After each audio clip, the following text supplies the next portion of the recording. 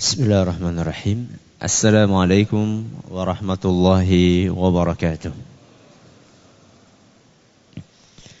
Alhamdulillahi rabbil alamin. Wabihi nasta'inu ala umuri dunya waddin. Wa sallallahu ala nabiyyina Muhammadin wa ala alihi wa sahbihi ajma'in. Amma ba'd. Kita panjatkan puja dan puji syukur kehadirat Allah tabaraka wa ta'ala. Pada kesempatan malam yang berbahagia kali ini, kita masih kembali diberi kekuatan, kesehatan, hidayah serta taufik dari Allah Jalla wa'ala, sehingga kita bisa kembali menghadiri kajian rutin kita ini di Masjid Agung Darussalam Purbalingga. Kita berharap semoga Allah Subhanahu wa ta'ala berkenan untuk melimpahkan kepada kita semuanya ilmu yang bermanfaat, sehingga bisa kita amalkan sebagai bekal untuk menghadap kepada Allah Jalla wa'ala. Amin. Salam dan salam semoga senantiasa tercurahkan kepada junjungan kita Nabi besar Muhammad sallallahu alaihi wasallam, pada keluarganya, sahabatnya, dan umatnya yang setia mengikuti tuntunannya hingga akhir nanti. Para hadirin dan hadirat sekalian yang kami hormati, dan juga segenap pendengar Radio Insani via streaming dimanapun Anda berada, para pendengar Radio Bas FM di Solo Tigo dan sekitarnya, radio kita di Cirebon dan sekitarnya, Radio Al-Hikmah di Banyuwangi dan sekitarnya, Radio Sahabat Muslim di Tegal dan sekitarnya, juga para pemirsa Roja TV dan Yufi TV yang semoga senantiasa dirahmati oleh Allah Azza wa Jalla. Sedianya malam hari ini kita akan mengawali kajian kita tentang tafsir surat Asy-Syams. Akan tetapi karena permohonan dari sebagian jamaah pengajian, maka malam hari ini kita akan mengangkat tema lain, karena memang kondisi menuntut demikian. Dan mudah-mudahan bermanfaat buat kita tema tersebut. Intinya malam hari ini kita akan menyampaikan ada kabar gembira, ada kabar sedih. Yang mana dulu? Yang sedih dulu. Yang gembira dulu tuh. Yang gembira dulu. Allah Subhanahu wa ta'ala berfirman dalam surat Ad-Duha. Dalam surat Ad-Duha, ayat yang ke-11. Apa bunyinya? Ayat ke-11. Ayat terakhir. Wa amma bi ni'mati rabbika fahaddits. Apa artinya? Kalau kalian dapat nikmat, ceritakanlah kepada orang lain. Wa amma bi ni'mati rabbika fahaddits. Kalau kalian mendapatkan nikmat dari Allah, maka sampaikan, ceritakan. Dalam rangka apa? Dalam rangka apa? Dalam rangka syukur. Makanya Rasulullah sallallahu alaihi wasallam dalam sebuah hadis yang diriwayatkan oleh Imam Ahmad, dan isnad hadis ini dinyatakan hasan oleh Syekh Al-Albani, Rasulullah sallallahu alaihi wasallam bersabda, "At-tahaddutsu bi ni'matillahi syukrun." Menceritakan nikmat Allah itu bagian dari rasa syukur. Jadi ketika jenengan dapat arisan, aja di rahasiakan. Wong ya pada ngutang. Supaya orang lain juga merasakan bahagia. Ya. Rasulullah SAW praktek sendiri. Contohnya dalam sebuah hadis yang diriwayatkan oleh Imam Muslim, dari seorang sahabat Nabi SAW yang bernama Anas ibnu Malik. Qala Rasulullah sallallahu alaihi wasallam, Pada suatu hari Nabi kita Muhammad sallallahu alaihi wasallam bersabda, "Wulida li al-lailata ghulam." Beliau bersabda, malam tadi saya dikaruniai anak, ya, laki-laki. Jadi Nabi SAW menyampaikan kabar ini kepada siapa? Para sahabatnya. Ini kabar gembira apa kabar sedih? Kabar gembira. Semalam saya dikaruniai anak laki-laki. Fasammaituhu bismi abi Ibrahim. Lalu aku namai anakku dengan nama bapakku. Siapa? Ibrahim. Bapaknya Rasul SAW siapa? Abdullah. Maksudnya bapak di sini adalah bapak kakek moyang. Bukan nenek moyang. Jadi dalam hadis ini Nabi SAW praktek langsung. Ya, dapat karunia putra, maka beliau sampaikan kepada para sahabatnya sekaligus menyampaikan namanya siapa. Nah, dalam rangka untuk meneladani Rasulullah SAW dan juga mengamalkan firman Allah Subhanahu wa taala, apa tadi ayatnya? Wa amma bi ni'mati rabbika fahaddits. Saya ingin menyampaikan alhamdulillah pada hari Sabtu kemarin Allah mengaruniakan anak yang keempat bagi kami. Laki-laki lagi. Empat-empatnya laki-laki. Alhamdulillah. Namanya Bilal. Namanya siapa? Bilal. Bilal siapa Ustaz? Bilal bin Abdullah Zain. Jeneng gue aja dawa-dawa. Ya. Coba lihat nama sahabat Nabi SAW. Abu Bakar. Itu kunyahnya. Ya. Terus Umar. Umar siapa? Umar bin Khattab. Berarti namanya Umar. Utsman. Utsman siapa? Bin Affan. Berarti namanya cuma Utsman. Ali. Siapa? Ali bin Abi Thalib. Ali bin Abi Thalib. Berarti namanya cuma Ali. Bayangkan. A-L-I. Ali. Cuma berapa? 3 huruf. Kalau sekarang orang bikin nama rata-rata 3 huruf. 4 kata, 5 kata. Nek orang Jawa orang marem. Contoh, Nabi kita sallallahu alaihi wasallam namanya siapa? Muhammad. Muhammad siapa? Muhammad bin Abdillah. Muhammad bin Abdullah. Titik. Ya. Nabi Isa namanya Isa. Sudah. Nabi Nuh. Nuh. Nabi Hud. Hud. Jenenge sanenge Hud. Ya enggak apa-apa, enggak ada masalah. Begitu sampai ke Capil ya. Namanya siapa? Hud.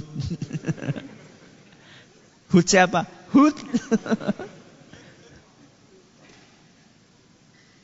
Aneh sekarang karena banyak orang nggak tahu atau orang nggak sadar.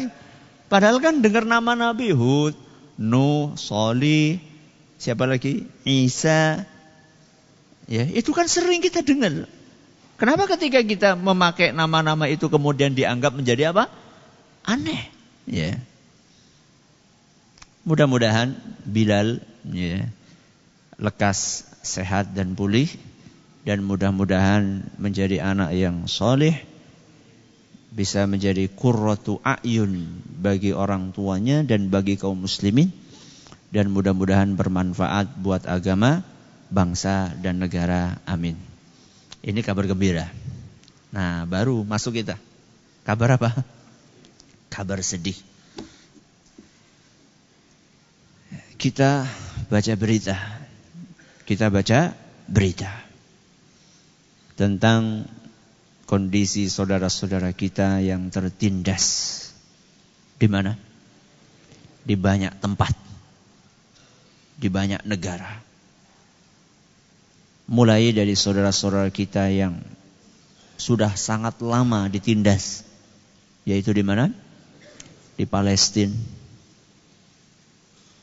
Kemudian sudah agak lama cuman berusaha ditutup-tutupi oleh media-media yang dikuasai oleh orang-orang yang jahat. Di mana? Di Rohingya, ya, kaum muslimin di Rohingya, yaitu di Burma, yang terjadi di sana genosida, pembunuhan besar-besaran terhadap kaum muslimin yang ada di Burma. Kemudian yang semakin memanas hari-hari ini di mana? Di Suriah, tepatnya di Aleppo, istilah Arabnya Halab, ya, di daerah namanya Halab, Aleppo. Rakyat sipil nggak peduli, anak-anak kecil, bayi, nggak dibedakan. Ya, negara-negara kafir besar bersatu padu beserta dengan negara-negara yang kelihatannya Islam tapi menghancurkan Islam, bersatu padu untuk membantai saudara-saudara kita yang ada di Suriah. Ketika ada salah satu di antara anggota tubuh kita sakit, maka seharusnya anggota tubuh yang lain akan merasa kesakitan. Rasulullah sallallahu alaihi wasallam mengajarkan seperti itu. Mathalul mu'minina fi tawaddihim wa tarahumihim wa ta'atufihim mathalul jasad. Kaum muslimin itu dalam masalah kasih sayang, dalam masalah kepedulian sesama mereka itu seperti kepedulian satu tubuh. Idza ishtaka minhu udhun, kalau salah satu di antara anggota tubuh sakit, tada'a lahu sairul jasad bis sahri wal humma, maka seluruh anggota tubuh yang lainnya akan ikut bersolidaritas dengan ikut merasa kesakitan dan juga sampai begadang, tidak tidur. Padahal yang sakit adalah gigi, akan tetapi mata gak bisa tidur, tangan ikut mengelus-ngelus, ya. Kaki berjalan untuk mencari solusi ke toko obat, ke dokter gigi, ya. Padahal yang sakit adalah cuma satu, gigi. Akan tetapi seluruh anggota tubuhnya ikut bersolidaritas. Itulah seharusnya sikap yang dilakukan oleh seorang muslim terhadap muslim yang lainnya. Maka ketika ada saudara-saudara kita disakiti seperti itu oleh orang-orang kafir jahat, maka kita berusaha untuk bersolidaritas, membantu mereka semampu yang bisa kita lakukan sesuai dengan koridor syariat. Dan salah satu yang sangat dianjurkan ketika ada musibah menimpa kaum muslimin adalah melakukan amalan yang diistilahkan dengan kunut nazilah. Apa namanya? Kunut nazilah. Ya. Intinya doa. Intinya adalah doa. Selama ini kita dengar kunut itu adalah kaitannya dengan kunut apa? Subuh. Ya. Padahal kunut itu ada beberapa macam. Ada kunut nazilah, ada kunut subuh, ada kunut witir. Ya. Justru di antara 3 jenis kunut ini, kunut apa tadi? Nazilah, kunut subuh, kunut witir. Yang paling minim polemik di antara para ulama adalah kunut nazilah. Yang paling minim polemiknya. Maksudnya para ulama berbeda pendapat. Kunut subuh ada yang mensunahkan, ada yang tidak. Kunut witir juga sama. Yang paling minim polemiknya justru adalah ketika para ulama membahas tentang kunut apa tadi? Nazilah. Justru malah kunut nazilah ini yang paling asing di telinga kebanyakan kita.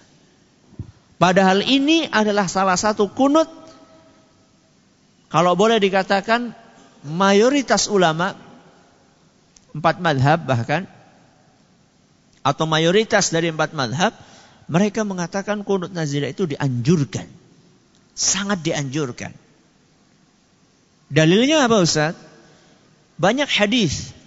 Antara lain adalah hadis yang diriwayatkan oleh Imam Bukhari dan Muslim dari seorang sahabat Nabi SAW yang bernama Anas bin Malik radhiyallahu anhu. Beliau berkata, anna Nabiyya sallallahu alaihi wasallam qanata syahran. Nabi sallallahu alaihi wasallam pernah kunut 1 bulan penuh. Yal'anu ri'lan wa dhakwan wa usayyah. Beliau kunut 1 bulan penuh dalam rangka untuk mendoakan keburukan bagi musuh-musuh Islam yang berbuat jahat kepada kaum muslimin. Di antaranya adalah terhadap suku-suku, ya, orang-orang yang berasal dari suku Ri'lan, Zakwan dan Usayyah, yang mereka durhaka kepada Allah dan Rasulnya sallallahu alaihi wasallam. Hadis Bukhari dan Muslim. Ketika sholat apa Ustaz dibacanya? Di semua sholat. Dan ini yang mungkin masih apa? Masih aneh. Ya, masih aneh di mata orang-orang yang jarang membaca buku. Ya. Tapi kalau rajin membaca buku maka bukan sesuatu yang aneh. Dan saya khawatir ketika ini dipraktekkan tanpa ada sosialisasi, saya khawatir nanti ada yang subhanallah. Dikiranya imamnya apa? Salah, ya, menempatkan kunut. Kunut kok isya, ya. Kunut kok zuhur, kunut kok asar. Salat 5 waktu. Kunut nazilah ini dilakukan oleh Nabi SAW dalam salat 5 waktu. Contohnya ketika salat maghrib beliau SAW membaca dalam hadis riwayat Bukhari, baca kunut nazilah ini. Kemudian salat isya diriwayatkan dalam hadis riwayat Bukhari juga, beliau pernah kunut nazilah. Salat zuhur dalam hadis riwayat Bukhari dan Muslim. Ya, salat asar dalam hadis yang diriwayatkan oleh Imam Ahmad dan isnadnya dinyatakan hasan atau sahih oleh Imam Nawawi. Intinya kunut nazilah ini dianjurkan untuk dibaca di salat 5 waktu. Kapan Ustaz bacanya? Kalau kunut subuh di rakaat berapa? Terakhir. Rakaat kedua. Setelah i'tidal apa sebelum i'tidal? Hah? Sebelum ruku atau setelah ruku? Setelah ruku. Rakaat terakhir setelah ruku. Sebagaimana yang disebutkan dalam hadis riwayat Bukhari dari Abu Hurairah radhiyallahu anhu, anna Nabiy sallallahu alaihi wasallam idza qala sami'a Allahu liman hamidah fi raq'atil akhirah, Rasulullah sallallahu alaihi wasallam apabila telah selesai mengucapkan sami'a Allahu liman hamidah di rakaat terakhir, ya, beliau membaca kunut. Beliau membaca kunut. Kunut apa tadi? Kunut nazilah. Dan dianjurkan doanya enggak panjang-panjang. Dianjurkan doanya enggak panjang-panjang. Dalilnya adalah hadis riwayat Muslim. Ketika Anas bin Malik ditanya, hal qanata Rasulullah SAW fi salati subhi? Apakah Rasulullah SAW pernah kunut di salat subuh? Maka beliau mengatakan, na'am, iya. Kata Anas bin Malik, ba'da ruku'i. Setelah ruku' Nabi SAW kunut, yasiran. Doanya ringkes. Simple. Enggak apa? Enggak terlalu panjang. Redaksinya seperti apa, Ustaz? Redaksinya seperti apa? Intinya, redaksinya adalah mendoakan kaum muslimin yang tertindas supaya mereka selamat, supaya mereka mendapatkan pertolongan dari Allah Subhanahu wa taala.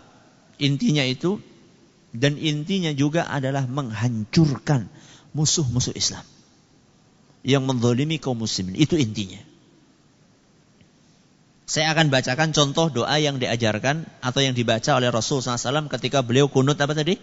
Nazilah. Dalam hadis riwayat Muslim dari Abu Hurairah radhiyallahu an, contoh redaksinya ya, Allahumma najjil mustad'afina minal mu'minin. Ya Allah, selamatkanlah kaum mukminin yang tertindas. Nabi SAW sebelumnya menyebut nama. Allahumma najji Salamat bin Hisham. Allahumma najji Ayyash bin Abi Rabi'ah. Ya Allah, selamatkanlah sahabatku yang bernama Salamah bin Hisham. Selamatkanlah sahabatku yang bernama Ayyash bin Abi Rabi'ah. Jadi sebut nama tidak masalah. Maka nanti kalau misalnya kita membaca kunut misalnya Allahumma najjil mu'minilal mustata'afina fi Falastin. Ya Allah, selamatkanlah kaum muslimin yang tertindas di mana? Palestina. Wa fi Burma. Di mana? Di Burma. Wa fi Suria, dan di Suria. Wa fi kulli makan. Wa fi kulli makan apa? Di semua tempat. Ya. Kemudian Nabi SAW selain mendoakan supaya orang-orang yang tertindas kaum muslimin itu, supaya mereka diselamatkan, dibantu, beliau juga mendoakan keburukan kepada orang-orang jahat tadi. Ya. Contohnya adalah ketika Nabi SAW mengatakan, Allahumma shdud wat'ataka ala mudar. Ya Allah, sempitkanlah jalanmu bagi orang-orang yang durhaka dari kalangan suku Mudar. Sebut nama. Ya, ya Allah, hancurkanlah, sempitkanlah, susahkanlah bagi orang-orang yang menindas kaum muslimin. Mungkin bisa kita baca, Allahumma shdud wat'ataka ala kuffari Burma zalimin. Ya Allah, sempitkanlah jalan-jalan dan hancurkanlah orang-orang kafir yang zalim di Burma. Wa ala juyushi Bashar wa a'wanihim, dan juga kepada tentara-tentara rezim Bashar dan para sekutunya, karena dia dibantu sama sekutunya, minar Rusi wa Iran wa Sin, dari orang-orang Rusia, Iran, Cina, al-Yahud, orang-orang Yahudi, al-mujrimin. Allahumma shdud wat'ataka alaihim. Ya Allah, timpakanlah azabmu kepada mereka. Ini intinya doanya. Jadi intinya ada dua. Yang pertama adalah apa? Agar Allah Subhanahu wa ta'ala menyelamatkan saudara-saudara kita yang tertindas, dan yang kedua agar Allah Subhanahu wa ta'ala menghancurkan musuh-musuh Islam yang menindas kaum muslimin. Dan ini, doa seperti ini, kunut nazilah ini dianjurkan ketika ada musibah besar. Jadi bukan jenengan kelangan sandal terus kunut apa? Nazilah. Ustaz, kalau ada anak meninggal, Ustaz, anak saya meninggal, itu juga tidak. Itu kan musibah yang sifatnya apa? Pribadi. Ini musibah yang sifatnya besar, menimpa kaum muslimin. Ya. Ini adalah tentang kunut nazilah. Terus imamnya bacaannya keras, Ustaz. Ya iya keras. Ya, bacaannya keras. Supaya makmumnya apa? Dengar. Lah kalau sholatnya pas sirriyah, Ustaz. Sholat bukan jahriyah, berarti sholat apa? Sholat duhur, sholat asar. Itu bagaimana, Ustaz? Ya sama. Walaupun sholat duhur, sholat asar yang aslinya bacaannya itu lirih, tetap suaranya diangkat sebagaimana yang disebutkan dalam hadis riwayat Bukhari dari Abu Hurairah radhiyallahu an, yajharu bidzalik. Nabi sallallahu alaihi wasallam mengangkat suaranya ketika beliau berdoa dengan apa tadi? Kunut nazilah. Itu imamnya, makmumnya ngapain, Ustaz? Ngapain makmumnya? Mengamini. Yang di belakang mengucapkan amin. Sebagaimana yang diriwayatkan dalam hadis yang diriwayatkan oleh Imam Ahmad dan sanadnya dinyatakan bagus oleh sebagian ulama, wa yu'amminu man khalfahu. Dan ketika Nabi SAW melakukan kunut nazilah, makmum yang di belakangnya mereka pada mengamini. Mengamini berarti mengucapkan apa? Amin. Apa artinya amin? Ya Allah, kabulkanlah. Amin itu artinya ya Allah, kabulkanlah. Amin. Ya Allah, kabulkanlah. Waladhdallin. Amin. Ghairil maghdubi alaihim waladhdallin. Makmumnya baca apa? Amin. Kabulkan. Maka kalau kabulkan berarti kan minta sama Allah. Makanya kadang-kadang saya tegur ketika saya ngimami. Biasanya aminnya itu macam-macam tuh anak-anak apa? Anak-anak kecil. Aminnya seru nih Pol. Nanti imamnya pada kaget. Ya. Saya tanya, tahu nggak kamu anak-anak artinya amin apa? Pada gedek-gedek. Gak tahu. Amin itu artinya ya Allah, kabulkan. Lah kalau kamu suaranya kayak gitu kan sama saja kamu kayak apa? Kayak bentak. Siapa yang dibentak? Allah. Saya bilang gimana? Pantas gak bentak Allah? Gak. Nggak suka dibaleni maning. Aduh, bocah cilik. Ya, kayak sapa dan ya kayak mbiyen dewek pas sih cilik ya.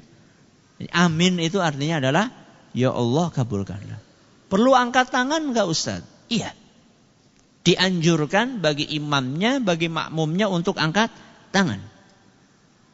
Dalam hadis yang diriwayatkan oleh Imam Ahmad dan isnadnya dinyatakan sahih atau hasan oleh Imam Nawawi, disebutkan dalam hadis tadi ketika Anas bin Malik menceritakan tentang bagaimana Rasulullah SAW kunut, rafa'a yadaihi fada'a alaihim.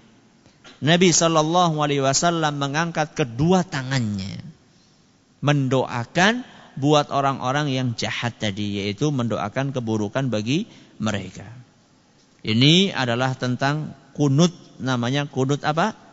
Kunut nazilah. Dan mudah-mudahan ya kita berusaha untuk mengamalkan ini. Dan ini perlu diadakan sosialisasi. Dan banyak orang tidak tahu bahwa kunut nazilah ini ketika kaum muslimin kemarin beritanya lagi rame-rame di Rohingya itu, dari Menteri Agama itu sebenarnya sudah menganjurkan. Dari Menteri Agama sendiri sudah menganjurkan. Maka dalam kondisi seperti ini, maka kita berusaha untuk mengamalkannya. Cuman seperti yang saya katakan bahwa mengamalkan hal-hal yang masih asing di telinga masyarakat itu perlu ada apa? Sosialisasi. Ya. Perlu ada sosialisasi. Kalau tidak, apa yang terjadi? Ribut. Nanti ada isu-isu kayak gawa agama anyar. Bayangkan. Lah wong mengamalkan sunnah Nabi SAW dikatakan apa? Membawa agama baru. Ini karena saking tidak tahunya masyarakat. Ya. Atau bisa jadi karena yang mempraktekannya itu mungkin kurang sosialisasi. Jadi ketika kita akan mengamalkan sesuatu dan kita tahu sesuatu tersebut masih belum umum di masyarakat, maka perlu dilakukan sosialisasi terlebih dahulu. Saya ingat ketika kita tafsir surat Iqra, ya, ayat yang terakhir, apa itu? Wasjud waqtarib. Itu berapa lama kita kasih apa? Sosialisasi. Nanti akan tiba saatnya ketika kita membahas ayat yang terakhir dari surat ini, surat apa? Iqra, surat Al-Alaq, kita bakalan ada melakukan amalan namanya sujud tilawah. Berhari-hari, berkali kali pertemuan disosialisasikan. Alhamdulillah ya, mayoritas pada sujud. Tapi masih ada sing janggleng atau salah sujud. Ya. Atau salah gerakan, salah gerakan. Imamnya Allahu Akbar, sujud, iki malah apa? Ruku. Ya. Mereka lama ruku gitu. Begitu imamnya Allahu Akbar, loh jadi Allahu Akbar, kudune mbok apa? Sami Allahu liman hamidah. Ini padahal sudah dilakukan apa? Sosialisasi. Apalagi gak dilakukan sosialisasi. Bisa yang belakang nanti bisa subhanallah. Dikiranya imamnya salah gerakan. Dan ini saya lihat dengan mata kepala sendiri. Di Mekah, di Madinah. Kalau di sana, orang-orang sana sudah terbiasa. Maksudnya penduduk asli ya. Penduduk asli Mekah, Madinah sudah biasa mereka. Kalau lewat ayat-ayat yang isinya adalah perintah untuk sujud, wasjud, waqtarib. Terus surat apa? Al-Insyiqaq. Wa idza quri'a 'alaihimul Qur'anu la yasjudun. Wa idza quri'a 'alaihimul Qur'anu la yasjudun balil ladzina kafaru yukadzibun. Nah, ketika sampai ayat ini dianjurkan untuk sujud.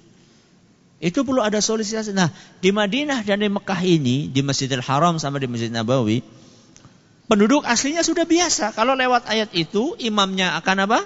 Sujud. Nanti makmumnya akan sujud. Nah, yang jadi masalah siapa? Jamaah haji sama jamaah umroh. Jadi jangan pikir kalau orang sudah haji umroh ilmunya wis akeh kuwi ora mesti. Karena ada di antara mereka yang berangkat haji itu modalnya modal adol sawah. Bukan modal ilmu yang cukup. Bukan berarti nggak boleh ya, mau haji jual sawah boleh. Tapi harusnya ilmunya yang matang juga gitu loh. Nah itu subhanallah ketika ada lewat ayat-ayat sujud kayak gitu. Waduh, Masya Allah itu jamaah saya pas lagi sholat seperti itu. Mungkin bisa diprosentasikan cuma 50% mungkin. Jamaah yang kemudian lantas sujud tilawah. Yang lainnya ruku. Ya.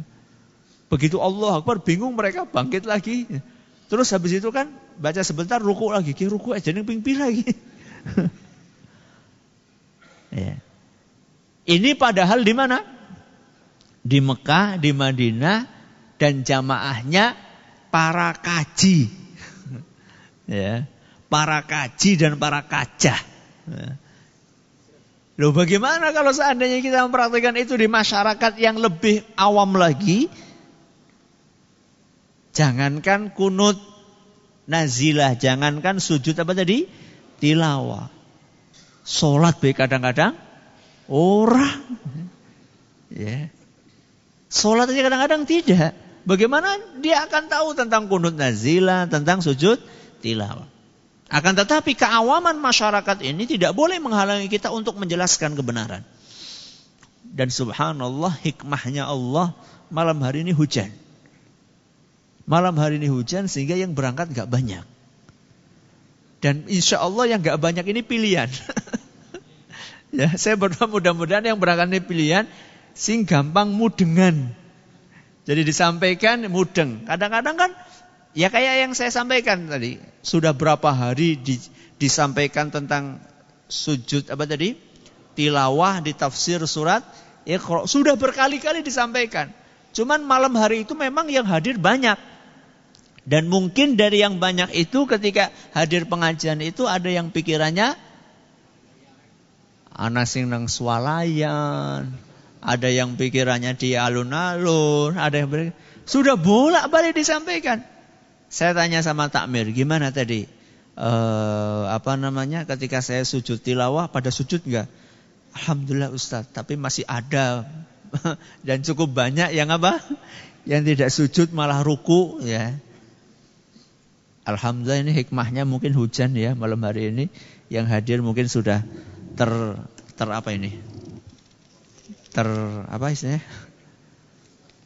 terfilter. Ya, mudah-mudahan. Jadi intinya malam hari ini kita insya Allah akan mempraktekkan sebuah ibadah sunnah Rasul SAW, namanya apa tadi? Namanya kunut nazilah. Kunut nazilah. Kita ulangi. Kunut nazilah ini adalah sebuah sunnah yang diajarkan oleh Rasul SAW. Kapan? Di saat kaum muslimin ditimpa musibah. Dan musibahnya itu bersifat apa? Besar. Ya. Kayak tadi, satu suku. Ya, satu suku di Burma.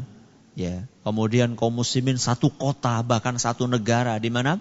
Di Suriah, di Palestina. Ya. Dan ini sampai kapan Ustaz? Sampai musibah itu terangkat dari kaum muslimin. Kalau belum terangkat juga gimana Ustaz? Ya tetap berdoa. Tetap apa? Berdoa. Rasulullah SAW kenapa 1 bulan? Karena setelah Nabi SAW berdoa 1 bulan, selamat. Kaum muslimin yang tertindas selamat, orang-orang kafir hancur, yang didoakan sama Nabi SAW.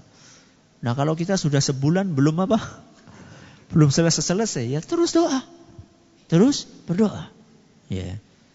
Jadi kunut nazilah itu doa yang dianjurkan untuk dibaca ketika kaum muslimin ditimpa musibah yang besar. Di sholat apa? Di sholat 5 waktu. Di sholat 5 waktu. Kapan? Di rakaat terakhir.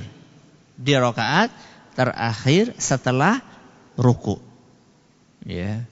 Jadi jenengan setelah membaca Rabbana walakal hamdu nanti bergegas untuk mengangkat tangan. Imamnya membaca doa dan doanya dianjurkan tidak terlalu panjang. Intinya apa tadi doanya? Memohon kepada Allah agar Allah berkenan menyelamatkan kaum muslimin yang tertindas. Ini poin yang pertama. Yang kedua, agar Allah menghukum, menghancurkan musuh-musuh Islam yang zalim menindas kaum muslimin.